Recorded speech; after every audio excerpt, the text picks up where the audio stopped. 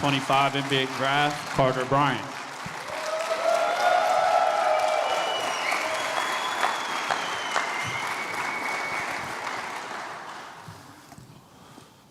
Carter, welcome to San Antonio. I was just wondering the environment in here and seeing the championship banners. What does that do for you? How does that whet your appetite for what your career potentially can be? I think for me, it's just another motivator. I've always been an individual that's self-driven. Always had dreams and aspirations of winning championships, but being able to walk into a building and see these every day, like, it just adds that extra motivation of what you need to accomplish, because it's what the people before you've done, and that's the standard.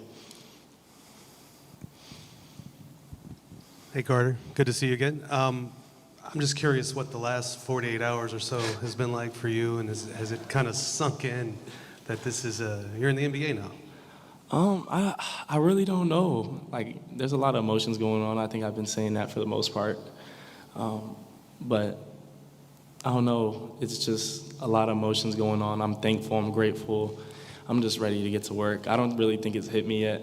To be completely honest with you, I have moments where it's like, before I go to bed, I'm like, wow, like, I'm really a San Antonio Spur, or I really got to shake Adam Silver's hand, and I really get to go to a great organization, or I'll wake up in the morning and I'll be like, I get to play basketball for a living. Like, this is pretty dope. Like, this is what I've dreamed of my whole life.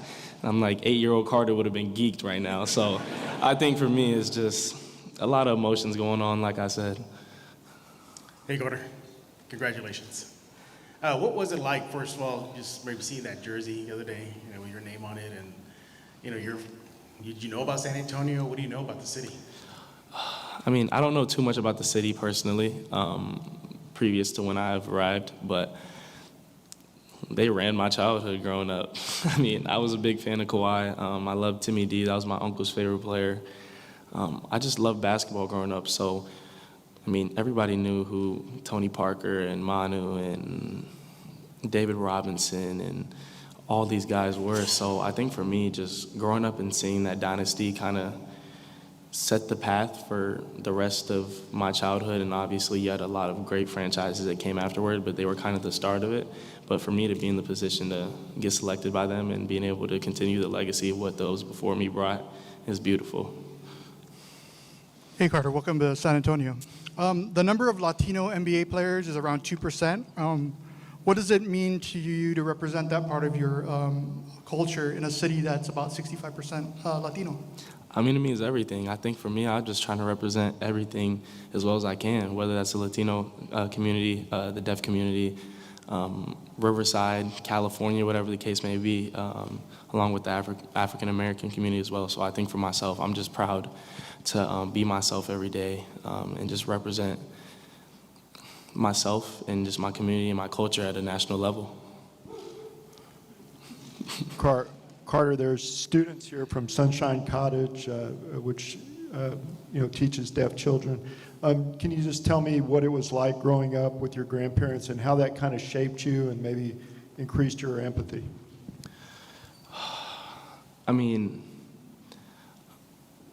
growing up with my grandparents, it was funny because for the longest time I just thought half of the population of people were deaf and half of the population of people were hearing. That's just how I grew up. I mean, I never saw it as a disability. I never saw it as something that was restricting or a hard way of life. It was natural. It was beautiful to me. It was a superpower. And I mean, I was so proud of being a part of the deaf community. I was so proud that my grandparents were deaf, and I just loved every single piece of it. So I think it's beautiful that they're doing great things and continuing to educate and just giving them the best opportunity to be successful in life. But I mean, the deaf community means everything to me.